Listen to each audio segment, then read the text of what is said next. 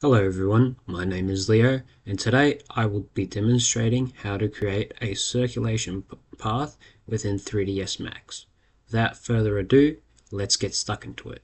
A cityscape that I prepared earlier for this tutorial. To start populating the footpath, you want to click on populate, then click on define flows. Once it shows up, click on this button here which is create flow.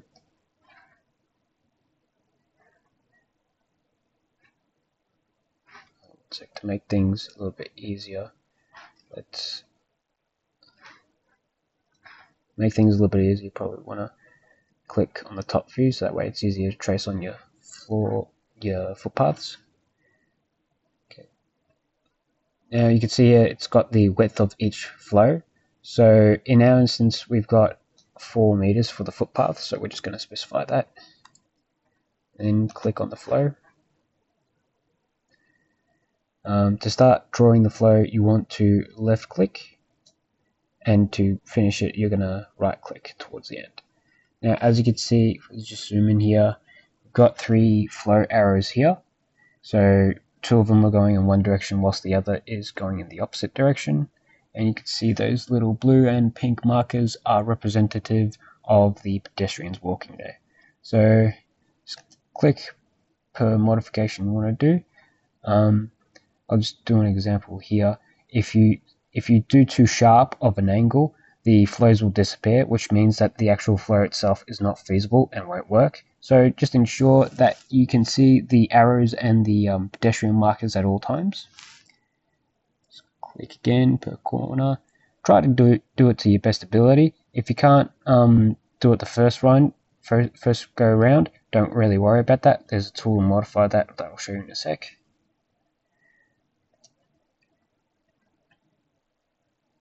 And once you're done, just right click.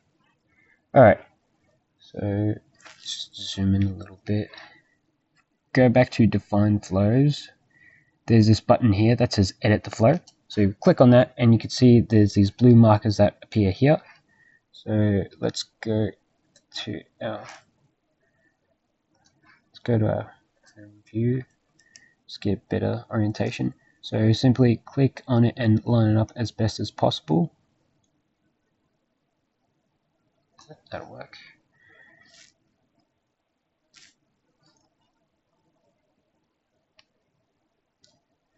Same deal here.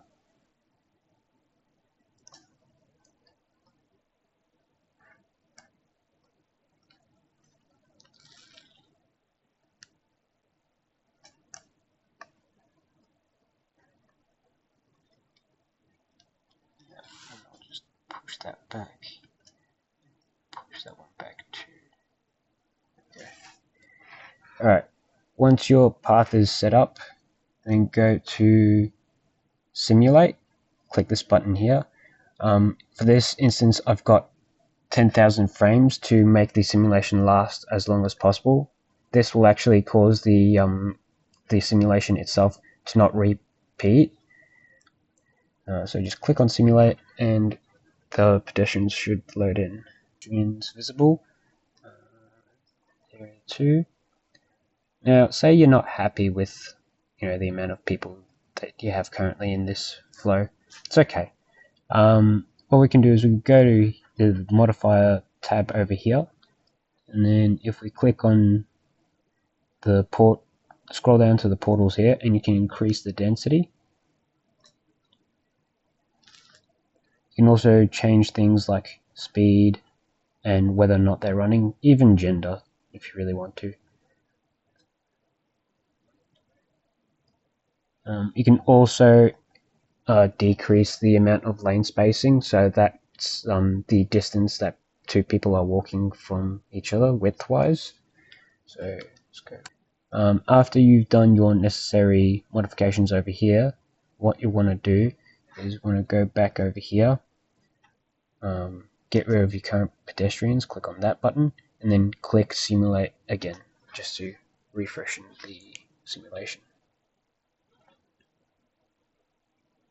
Alright, once ready, you can click the play button and you can see that the pedestrians will start to move.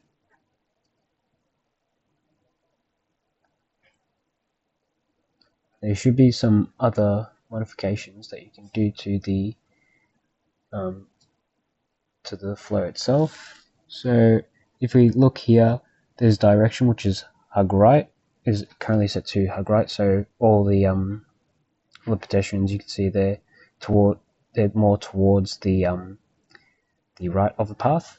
So if we want to make that more central, we can make them weave left if we really want, or make them weave right in our case because they'll be too close to the building. And another thing we might do too, might just make the path itself a little bit smaller, make it to, there we go. And whilst we're here, modify the flow again just to make it fit a bit better.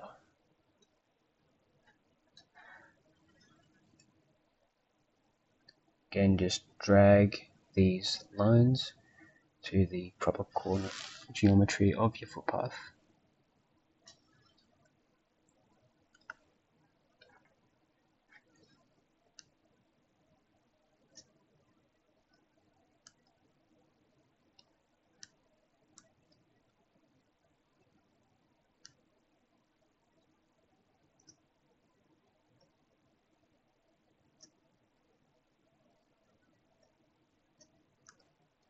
And again, once you're happy, say play.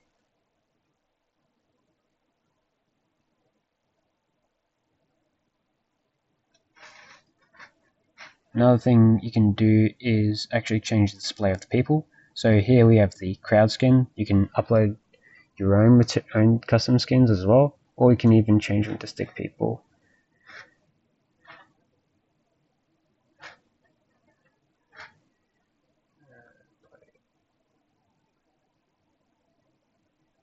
It's important always to remember that whenever you make any changes, you want to get rid of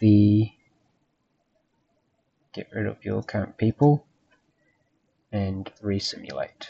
So that way the new changes can be uploaded to the simulation.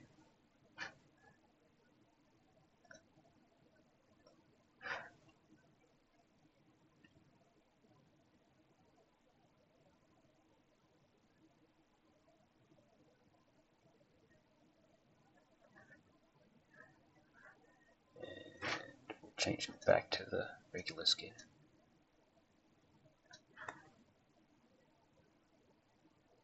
There we go.